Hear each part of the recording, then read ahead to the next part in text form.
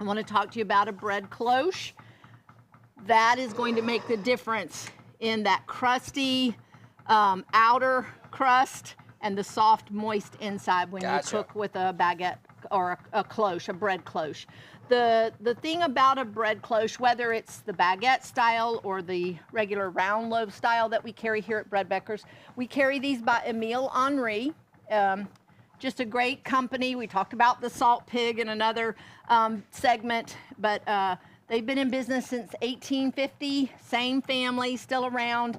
Son wanted to be a potter, but he didn't want to make pretty decorative pieces. He wanted to make practical pieces. So he started with a pie pan, and then they've just gone on from there. The thing about a bread cloche, it mimics the brick bread ovens that you can cook at higher temperature. The unglazed inside captures the moisture as the bread is baking, and it actually then does a couple of things. Steams the loaves, giving you that harder crust, but soft inside. And also, it causes the bread to rise and bake all at the same time.